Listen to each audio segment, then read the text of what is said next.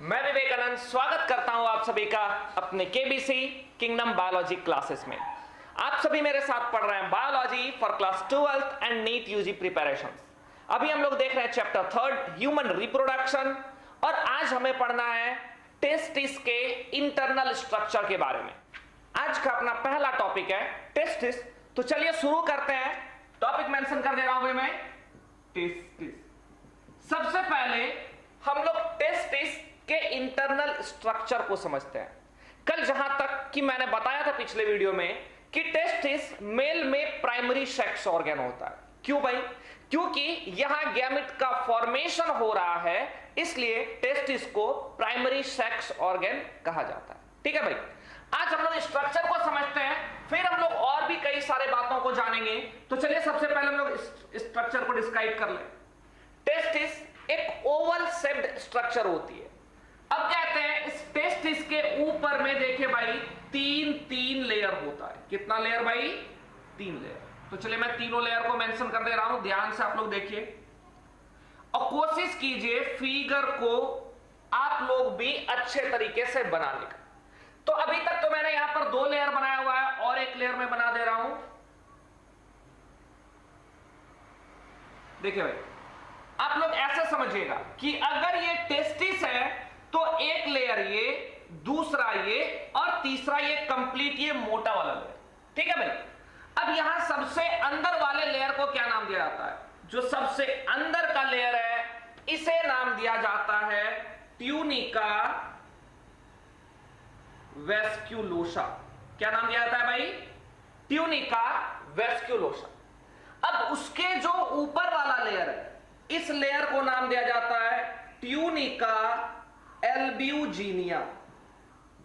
क्या नाम दिया जा रहा है भाई? Tunica albuginea. और ये जो सबसे बाहर में ये मोटा वाला लेयर दिख रहा है, इस बाहर वाले लेयर को नाम दिया जाता है ट्यूनिका वेजाइनलिस। अब अगर ध्यान से देखेंगे तो ये जो मैंने ट्यूनिका वेजाइनलिस बनाया हुआ है इसमें भी 2 लेयर है, एक बाहर वाला और एक अंदर वाला। तो यहां देखिए भाई एक बाहर वाला हो गया और दूसरा क्या हो गया भाई? अंदर वाला। तो इस बाहर वाले और अंदर वाले का नाम मैं मेंशन कर दे रहा हूं। ये जो बाहर वाला है इसे कहा जाता है पेराइटल। क्या कहा जाता है भाई? पेराइटल। और जो अंदर वाला लेयर है इसे कहा जाता है विसरल। ध्यान से देखिए भाई, मैंने क्या बनाया हुआ है? टेस्टिस, और टेस्टिस के ऊपर के पहले कवर को क्या कहा गया भाई? ट्यूनिका वेस्क्यूलोसा। फिर उसके भी बाहर एक कवर है, इसे नाम दिया गया है ट्यूनिका एल्ब्यूजिनिया। फिर सबसे बाहर वाले लेयर को कहा गया है ट्यूनिका वेजाइनलिस। क्या कहा गया भाई? Tunica vaginalis. कहते हैं ट्यूनिका वेजाइनलिस की बात करेंगे तो ये भी 2 लेयर में बटा हुआ है। बाहर वाले को पेराइटल कहते हैं और अंदर वाले को क्या कहा जाता है भाई? विसरल। ये दोनों इसका ही पार्ट। ध्यान से देखिएगा भाई, ये दोनों का दोनों किसका पार्ट है भाई? ट्यूनिका वेजाइनलिस का ही पार्ट। ठीक है, बाहर वाला पेराइटल और अंदर वाला विसरल। अब हम लोग टेस्टिस के अंदर की थोड़ा बात कर लेते हैं। तो जब हम लोग इस टेस्टिस को देखेंगे तो इंटरनली ये बहुत सारे चैम्बर्स में डिवाइडेड होता है। ध्यान से सुनिएगा, अगर आप इस टेस्टिस को गौर से देखिएगा एनाटॉमिकली तो आपको बहुत सारा चैम्बर मिलेगा। क्या मिलेगा भाई? चैम्बर। तो चलिए मैं चैम्बर ड्रॉ कर दे रहा हूं। देखिए भाई, ऐसे ही ढेर सारे हमें क्या देखने को मिलेगा? चैम्बर। क्या देखने को मिलेगा भाई?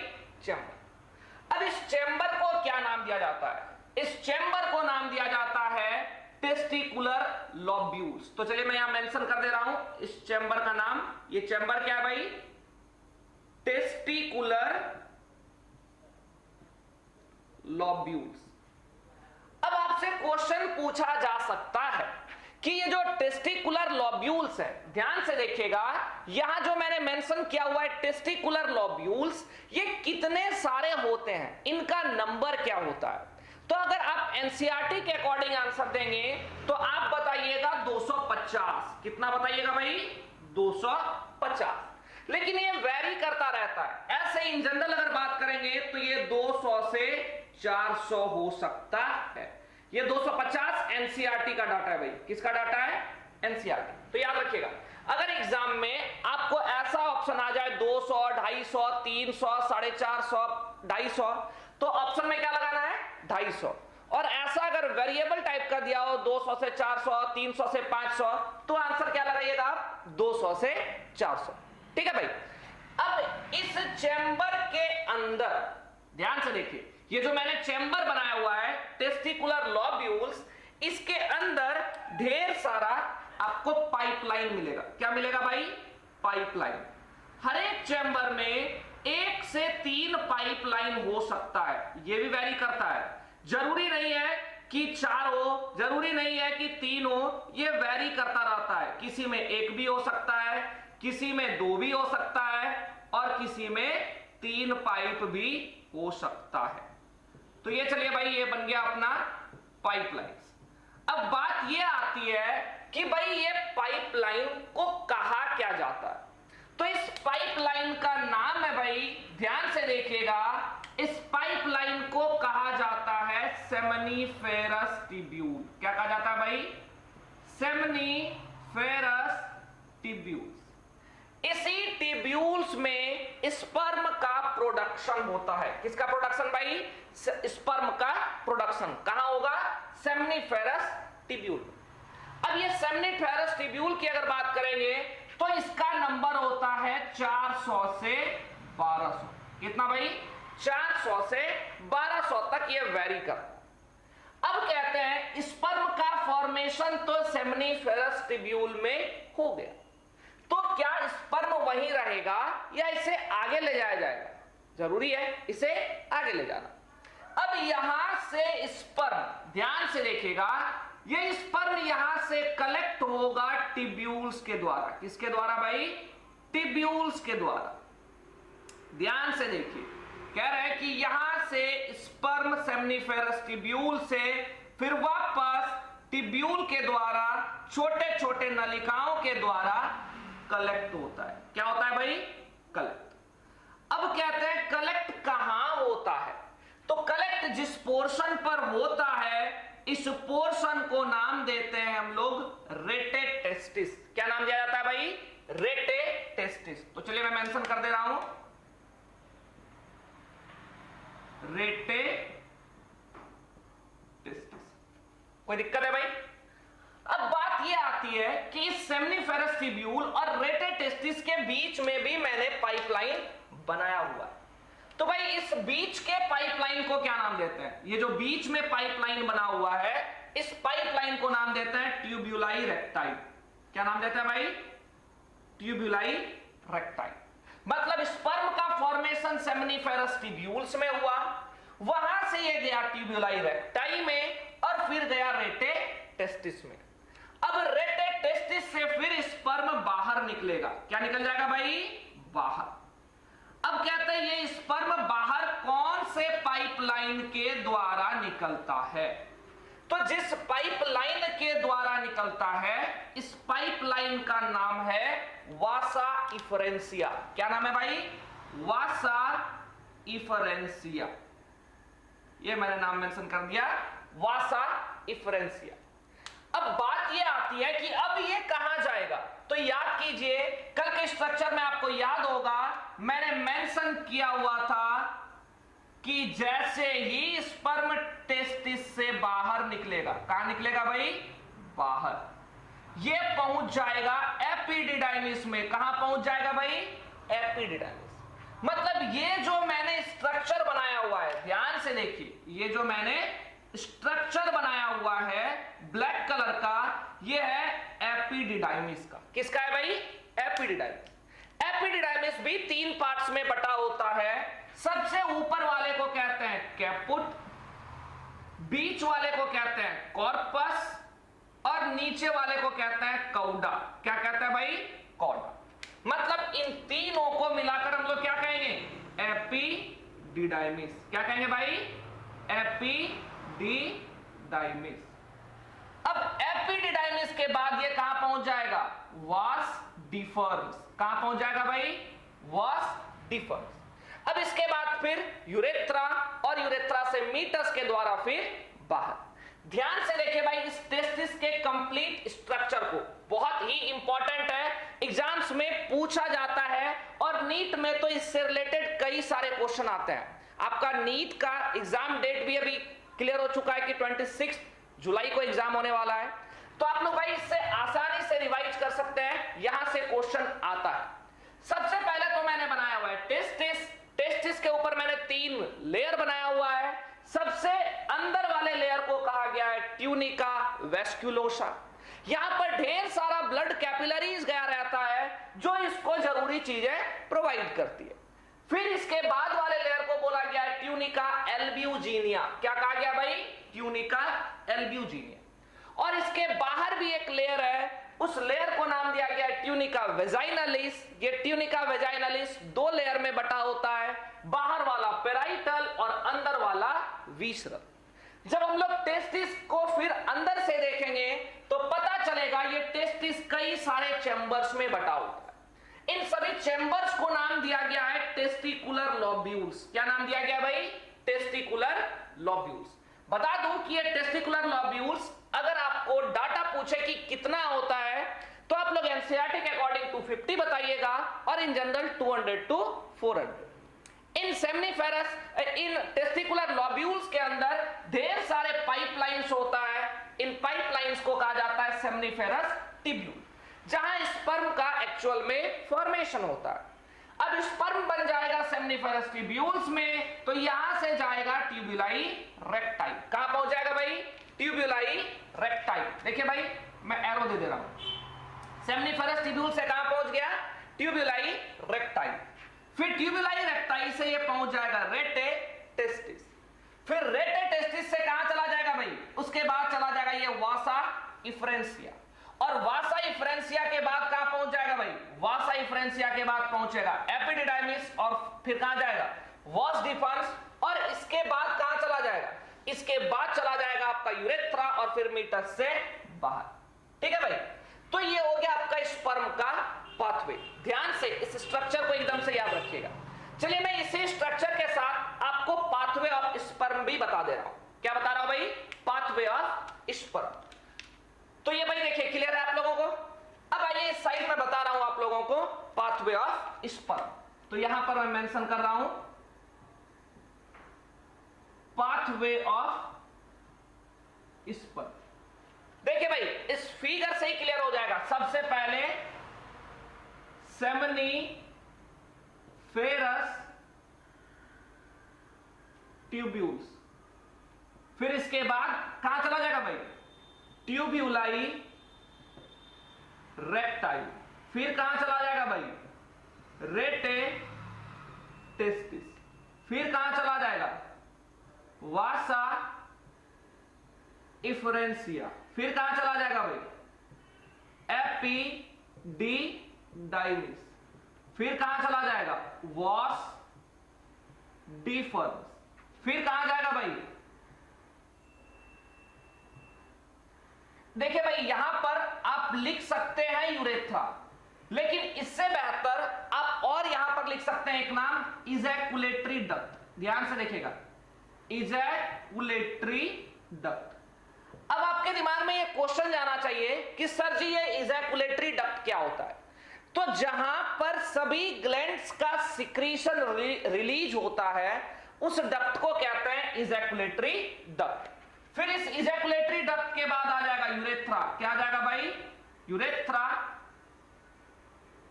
फिर इसके बाद आ जाएगा मीटस, और मीटस से फिर स्पर्म नहीं भाई सीमन बाहर आ जाएगा। क्या बाहर आ जाएगा? सीमन। याद रखिएगा कि स्पर्म नहीं सीमन बाहर आता है। मैंने कल भी बताया था ये सीमन क्या है भाई? सभी glandular secretion plus sperm is equal to semen. क्या होता है भाई? सीमन। जितने भी सारे ग्लैंड हैं उनके सिक्रीशंस, तो ग्लैंड कौन कौन सा था? सेमिनल वेसिकल, प्रोस्टेट ग्लैंड और कॉपर्स ग्लैंड। इन तीनों से जो रिलीज हुआ और साथ में स्पर्म, जब सब मिक्स हो गया तब इसे नाम दिया गया है सीमन। क्या नाम दिया गया भाई? सीमन। तो ये हो गया भाई आपका क्या? ये हो गया स्पर्म का पाथवे। याद रखिएगा भाई, ऐसा ही आपसे ऑर्डर के लिए भी क्वेश्चन पूछा जा सकता है। 3-4 तरीके का ऑर्डर दिया रहेगा आपको, करेक्ट दी क्या कहते हैं, सेलेक्ट दी करेक्ट ऑप्शन आ जाएगा, तो आपको ऑप्शन लगाना है। ठीक है भाई,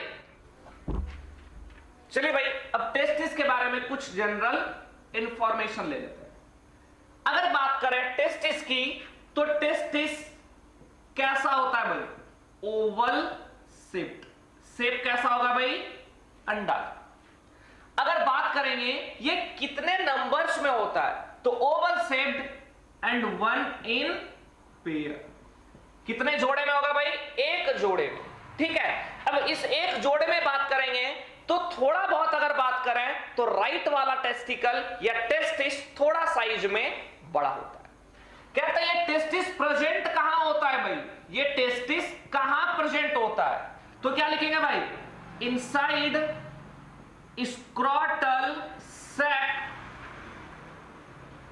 बिटवीन 2 लेग्स। ठीक है, कहां पर है भाई, तो ये स्क्रॉटल सैक के अंदर है, 2 पैरों के बीच में। अगर आपसे पूछा जाए कि कौन से कैविटी के बाहर, तो आप लोग बोलिएगा आउटसाइड एब्डोमिनल कैविटी।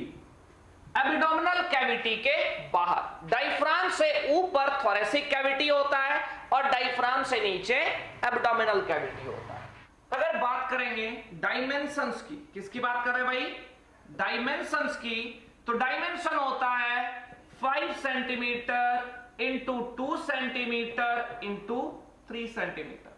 लंबाई, चौड़ाई और मोटाई की बात करी जाए तो कितना कहा जा रहा है भाई, 5 सेंटीमीटर गुना 2 सेंटीमीटर गुना 3 सेंटीमीटर। अगर इसके वजन की बात करी जाए तो वजन होता है 10 से 15 ग्राम। कितना ग्राम भाई, 10 से 15 ग्राम। अब एक बहुत ही खास और इंपॉर्टेंट बात, अगर टेस्टिस के टेम्परेचर की बात करी जाए, बहुत ही इंपॉर्टेंट पॉइंट है भाई, अगर टेस्टिस के टेम्परेचर की बात करी जाए तो ये 2 से 3 degree Celsius less than normal body temperature होता है। अगर आपसे कोई पूछ दे कि स्क्रॉटल सैक के अंदर, स्क्रॉटम के अंदर या टेस्टिस के आसपास का कितना टेम्परेचर होता है, तो भाई जो अपना बॉडी टेम्परेचर होता है 37 डिग्री सेल्सियस, उससे 2 से 3 डिग्री सेल्सियस कम होता है। अब भाई क्वेश्चन ये उठता है कि ये 2 से 3 डिग्री सेल्सियस कम क्यों होता है, तो कहते हैं स्पर्मेटोजेनेसिस को परफॉर्म करने के लिए, स्पर्म के प्रोडक्शन के लिए जो नॉर्मल टेम्परेचर चाहिए वो 37 से कम चाहिए, क्योंकि अगर टेम्परेचर ज्यादा हो जाता है तो स्पर्मेटोजेनिक सेल्स अनेबल हो जाते हैं स्पर्म के प्रोडक्शन में। तो ये भाई बहुत जरूरी है कि स्क्रॉटल सैक के अंदर का टेम्परेचर 2 से 3 degree Celsius normal body temperature से कम रहे।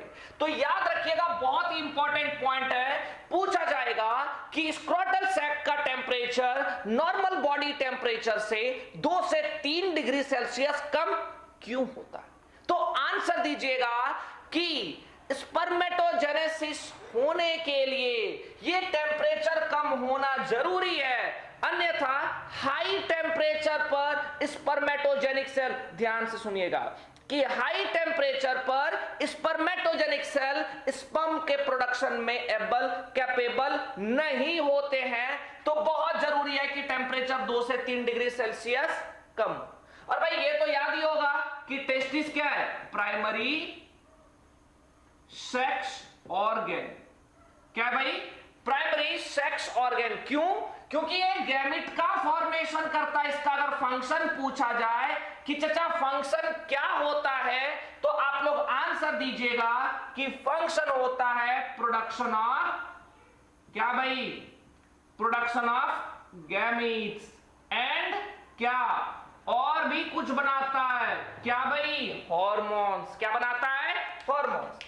तो टेस्टिस के अगर फंक्शन के बारे में पूछा जाए तो प्रोडक्शन ऑफ मेल गैमेट्स, और दूसरा आंसर हो जाएगा प्रोडक्शन ऑफ हॉर्मोन्स। फिर ये सारा जनरल इंफॉर्मेशन हो गया कि oval shaped one in pair present inside scrotal sac between two legs outside the abdominal cavity. फिर हम लोग डायमेंशंस की बात करेंगे तो 5 centimetre into 2 centimetre into 3 centimetre. फिर हम लोग वेट की बात करेंगे तो 10 to 15 ग्राम और टेम्परेचर 2 से 3 degree Celsius less than normal body temperature to facilitate the process of spermatogenesis. ठीक है, as because in high temperature spermatogenic cells are unable to perform the spermatogenesis और टू प्रोड्यूस स्पर्म। ठीक है, तो ये भाई हो गया आपका जनरल इंफॉर्मेशन। अब एक बहुत ही इंटरेस्टिंग बात कहते हैं कि नॉर्मली अभी मैंने बताया कि टेस्टिस बिटवीन टू लेग्स, कहां बताया भाई मैंने कि दो पैरों के बीच स्क्रोटल सैक में क्या पाया जाता है भाई, टेस्टिस। ये जो स्क्रोटल सैक है ये कहां है, ये है एब्डोमिनल कैविटी के बाहर। ध्यान से सुनिएगा, ये तो हो गया आपका टेस्टिस का पोजीशन। लेकिन बच्चे के जन्म लेने के पहले ध्यान से सुनिएगा, अभी बच्चे ने जन्म नहीं लिया है, ये बच्चा अभी मम्मी के कहां है भाई, यूट्रस में ही है। तो कहते हैं एम्ब्रियोनिक डेवलपमेंट के दौरान जब बच्चा मम्मी के अंदर ही होता है तभी ये टेस्टिस इस स्क्रोटल सैक में नहीं होता है, ये एब्डोमिनल कैविटी के अंदर ही होता है। और जब बच्चे का जन्म होता है उससे थोड़े देर पहले ये टेस्टिस इस एब्डोमिनल कैविटी से कहां निकल आता है भाई, इस स्क्रोटल सैक में। ध्यान से सुनिएगा, मैंने क्या बताया कि जब बच्चे का जन्म नहीं हुआ है, बच्चा अपने मम्मी के अंदर ही है, उस दौरान ये जो टेस्टिकल्स है, ये जो टेस्टिस है, ये स्क्रोटल सैक में नहीं होता है, ये एब्डोमिनल कैविटी में ही होता है। जब बच्चे का जन्म होने वाला होता है तब थोड़े देर पहले या कुछ समय पहले ये टेस्टिकल या टेस्टिस स्क्रोटल सैक में चला जाता है। क्लियर है भाई? अब अगला पॉइंट हमें समझना है क्रिप्टोर्चिडिज्म। ध्यान से देखिएगा भाई, टेस्टिस से ही रिलेटेड अगला वर्ड है क्रिप्टोर्चिडिज्म। ध्यान से देखिएगा भाई, ये क्रिप्टोर्चिडिज्म क्या होता है। अभी मैंने बताया कि जन्म लेने से पूर्व तक बच्चे का जो टेस्टिकल्स होता है वो एब्डोमिनल कैविटी के अंदर ही होता है, जो जन्म लेने से पहले स्क्रोटम में चला जाता है। लेकिन अगर गलती से ये स्क्रोटम सैक में टेस्टिस आया ही नहीं, ध्यान से सुनिएगा भाई, बहुत इंपॉर्टेंट, अगर इस स्क्रोटल सैक में टेस्टिस जन्म से पहले नहीं आया, इसी कंडीशन को कहते हैं क्रिप्टोर्चिडिज्म। तो कैसे डिफाइन करेंगे भाई, when testis fails to descend into scrotum। कहते हैं कि जब ये टेस्टिस स्क्रोटम में जाने में फेल हो जाए, ये एब्डोमिनल कैविटी में ही रह जाए, ऐसे कंडीशन को कहते हैं क्रिप्टोर्चिडिज्म। तो भाई क्या ये बच्चे का टेस्टिस अंदर ही रह जाएगा? नहीं, ट्रीटमेंट किया जाएगा। तो भाई इसका ट्रीटमेंट क्या है वो भी देख लेते हैं। ट्रीटमेंट होता है ऑर्चिपेक्सी। ट्रीटमेंट कौन सा है भाई, ऑर्चिपेक्सी। अब ये ऑर्चिपेक्सी क्या होता है, जब सर्जिकली टेस्टिस को स्क्रोटम में डाला जाता है तो उस प्रोसेस को कहते हैं ऑर्चिपेक्सी। टेस्टिस इज सर्जिकली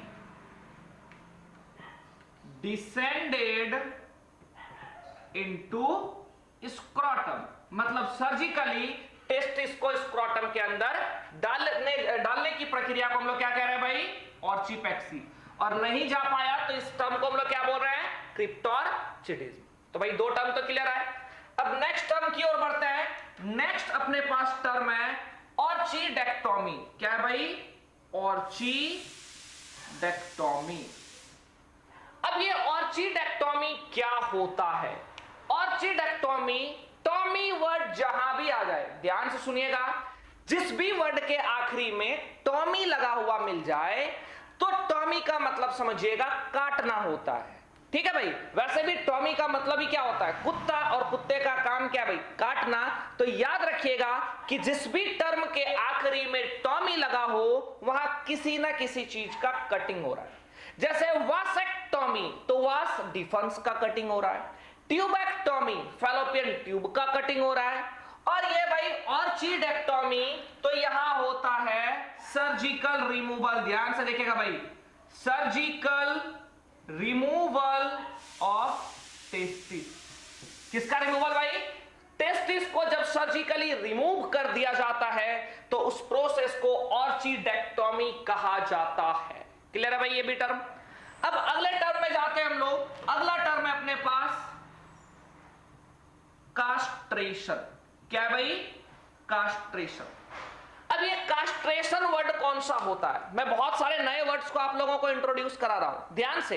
ये वर्ड से एग्जाम में उतना यहां पर शायद ना पूछे, लेकिन जानना चाहिए कि ये कास्ट्रेशन क्या होता है। तो याद कीजिए कि गांव वगैरह में जब बलि दिया जाता है तो वहां पर पाठे का बलि दिया जाता है या खस्सी का बलि दिया जाता है भाई, याद कीजिए, पाठे का बलि दिया जाता है, खस्सी का नहीं। क्यों? कहते हैं कि जिस पर पहले कोई क्षति ना हो, जिस पर पहले कोई चोट वगैरह ना लगा हो या कोई नुकसान नहीं हुआ हो, उसी का बलि दिया जा सकता है। ठीक है, तो ये जो पाठा है और खस्सी है, इनमें क्या डिफरेंसेस है? दोनों का दोनों तो होना मेल ही है। तो भाई डिफरेंस क्या है? कहते हैं खस्सी वो जिसमें टेस्टिस नहीं है, और पाठा वो जिसमें टेस्टिस है। तो भाई खस्सी का टेस्टिस क्या हो गया? तो भाई खस्सी के टेस्टिस को क्रश कर दिया गया है। क्या कर दिया गया है? क्रश कर दिया गया है। और जब पाठे के टेस्टिस को जब क्रश कर दिया जाता है तब वो बन जाता है खस्सी। क्या बन जाता है भाई? खस्सी। तो ये जो क्रश करने का प्रोसेस है, इसी प्रोसेस को कहा जाता है कास्ट्रेशन। तो हम लोग क्या लिखेंगे भाई? Crushing of testis. ठीक है, ये जो पाठे को खस्सी में बदला जा रहा है, कैसे बदला जा रहा है भाई? पाठे के टेस्टिस को क्रश कर दिया गया तो वो किससे बदल गया? खस्सी में। ऐसा ही होता है भाई बैल और सांड में। कई लोगों को बैल और सांड में फर्क नहीं पता है। बैल वो होता है जिसके टेस्टिस को क्रश कर दिया गया है, सांड वो है जिसमें टेस्टिस प्रेजेंट है। तो सांड को हम लोग यूज करते हैं रिप्रोडक्शन के लिए, गाय के साथ मैटिंग कराया जाएगा। बैल के साथ गाय का मैटिंग नहीं कराया जाता। तो क्रशिंग ऑफ टेस्टिस क्या हो गया भाई? कास्ट्रेशन। नेक्स्ट अपने पास एक और वर्ड है, ध्यान से देखिए भाई, डार्टोज मसल्स। क्या भाई? डार्टोज मसल्स। ये डार्टोज मसल्स क्या होता है? तो अपने पास दो तरह का मसल्स होता है, एक डार्टोज मसल और दूसरा होता है क्रीमेस्टर मसल्स। अभी मैंने आपसे कहा कि स्क्रोटल सैक का टेम्परेचर 2 से 3 डिग्री सेल्सियस कम होता है नॉर्मल बॉडी टेम्परेचर से। तो भाई ये कैसे रेगुलेट हो पाता है? कहते हैं ठंडी के मौसम में स्क्रोटल सैक सिकुड़ जाता है ताकि यहां से ज्यादा टेम्परेचर लॉस ना हो, और गर्मी के मौसम में ये फैल जाता है ताकि यहां ज्यादा गर्मी ना हो जाए। तो ये फैलने और सिकुड़ने में, ध्यान से देखिएगा, ये फैलने और सिकुड़ने में जो मसल्स मदद कर रहा है, जो इस प्रोसेस से टेम्परेचर को रेगुलेट कर दे रहा है, वही मसल है डार्टोज मसल्स। तो डार्टोज मसल्स के बारे में क्या लिखेंगे?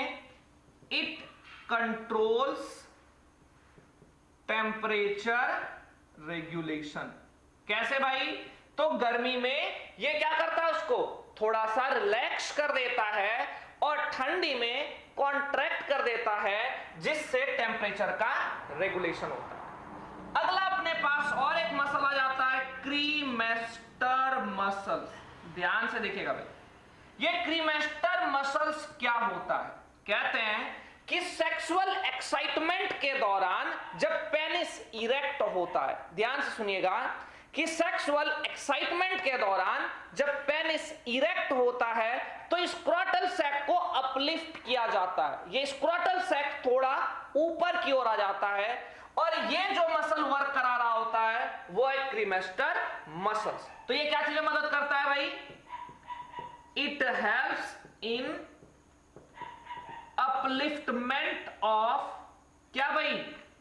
Scrotal sac during sexual excitement, कहते हैं सेक्सुअल एक्साइटमेंट के दौरान स्क्रॉटल सैक को अपलिफ्ट किया जाता है। कौन से मसल्स की मदद से? क्रीमेस्टर मसल्स की मदद से। क्लियर है भाई? अभी तक हम लोगों ने टेस्टिस के बारे में जाना है, अब हमें जानना है एपिडिडाइमिस के बारे में। तो चलिए भाई टॉपिक मेंशन कर लीजिए, एपिडिडाइमिस। अब भाई इस एपिडिडाइमिस की बात करेंगे तो ये क्या करता है? टेस्टिस से स्पर्म एपिडिडाइमिस में जाएगा और ये फिर पास करेगा वास डिफरेंस को। बात करी जाएगा टेस्टिस की, तो टेस्टिस 3 पार्ट में बटा होता है। सबसे एपिडिडाइमिस की, तो ये एपिडिडाइमिस 3 पार्ट में बटा होता है। सबसे ऊपर वाले को कैपुट, फिर बीच वाले को कॉर्पस और नीचे वाले को कॉर्डा कहते हैं। अब इस एपिडिडाइमिस की कुछ इंपॉर्टेंट बातों को देख लेते हैं। It is lined by stereocilia. याद रखिएगा भाई कि यहां पर स्टीरियोसीलिया के द्वारा इंटरनली एपिडिडाइमिस लाइंड होता है। फिर हम लोग बात करेंगे नेक्स्ट पॉइंट की, तो स्पर्म का जो फंक्शनल मैच्योरेशन होता है, ध्यान से सुनिएगा कि जो स्पर्म मैच्योर होता है वो कहां होता है? इसी एपिडिडाइमिस में मैच्योर हो जाता है। तो क्या लिखेंगे भाई?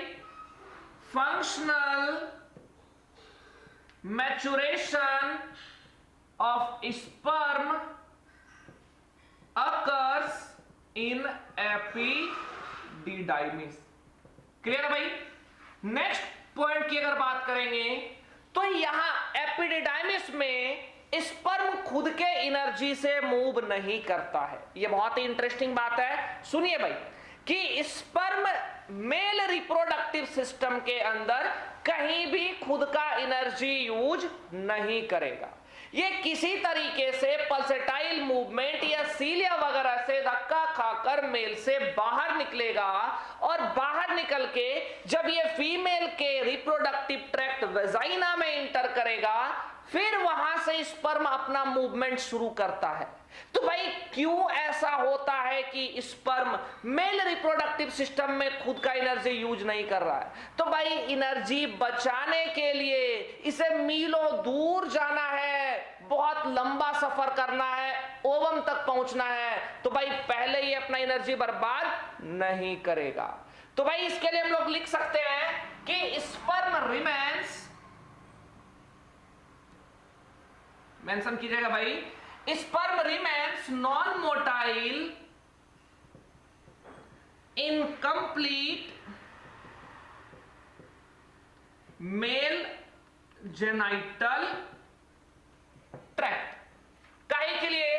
टू कंजर्व, ध्यान से देखिएगा भाई, इट्स एनर्जी, ताकि वो अपना एनर्जी बचा सके। तो भाई इस एपिडिडाइमिस में कैसा मूवमेंट दिखाएगा स्पर्म? ये स्पर्म एपिडिडाइमिस में जो मूवमेंट दिखाता है उस मूवमेंट का नाम है पल्सेटाइल मूवमेंट। क्या नाम है बाबू? Pulsatile movement. याद रखिएगा, बहुत ही इंपॉर्टेंट है कि ये जो स्पर्म होता है मेल जेनाइटल ट्रैक्ट में खुद के एनर्जी से आगे नहीं बढ़ेगा, ये अपना एनर्जी कंजर्व करके रखेगा। तो भाई इस एपिडिडाइमिस में आगे कौन से मूवमेंट से बढ़ता है? आंसर देंगे पल्सेटाइल मूवमेंट। तो जब स्पर्म टेस्टिस से निकलकर एपिडिडाइमिस में पहुंचता और एपिडिडाइमिस में ये फंक्शनली मैच्योर होकर आगे बढ़ता है, कौन से मूवमेंट की मदद से भाई? पल्सेटाइल मूवमेंट की मदद से। मैं बता दूं कि वॉस डिफरेंस में भी, याद रखिएगा कि वॉस डिफरेंस में भी जो स्पर्म का मूवमेंट होता है वो पल्सेटाइल मूवमेंट ही होता है। तो ऐसा ही पल्सेटाइल मूवमेंट हम लोगों को और कहां देखने को मिलता है भाई? वास डिफरेंस में। लेकिन जब हम लोग वासा इफरेंसिया की बात करते हैं, किसकी बात करते हैं भाई?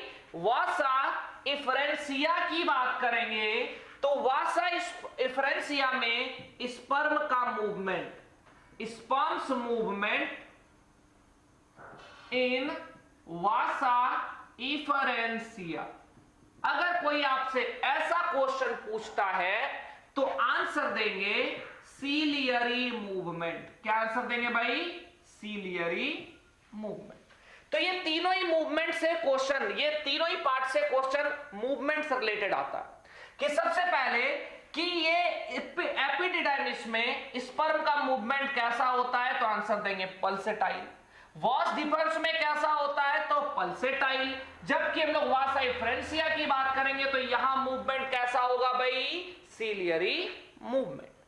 इसके बाद स्पर्म वॉस डिफरेंस से होते हुए आगे बढ़ेगा और आगे बढ़कर पहुंचेगा इजैकुलेटरी डक्ट के पास। ध्यान से, कहां पहुंचेगा भाई? इजैकुलेटरी डक्ट के पास। इस डक्ट के पास तीन ग्लैंड होते हैं। एक तो सेमिनल वेसाइकल, दूसरा प्रोस्टेट ग्लैंड और तीसरा कॉपर्स ग्लैंड। इन तीनों ग्लैंड्स के सिक्रीशन स्पर्म के साथ जब मिलता है तो यहां इसे नाम देता है सीमन। क्या नाम देता है भाई? सीमन। तो ये बताइए कि जब भी पेनिस से निकलेगा वो स्पर्म होगा या सीमन होगा? तो आंसर क्या देंगे भाई? सीमन। तो कोई आदमी स्पर्म टेस्ट नहीं कराता, वो सीमन टेस्ट कराता है। क्या कराता है भाई? सीमन। अब हम लोग नेक्स्ट जो हम लोगों के पास मेल एक्सेसरी ग्लैंड्स है वो हम लोग नेक्स्ट वीडियो में देखेंगे। तब तक भाई आप लोग इस वीडियो को अच्छे से समझिए, लाइक कीजिए, शेयर कीजिए, चैनल को सब्सक्राइब कीजिए। भाई आप लोग लाइक नहीं कर रहे हैं तो लाइक जरूर कीजिए और बेल आइकन को प्रेस कीजिए ताकि आपको नोटिफिकेशन मिलता रहे।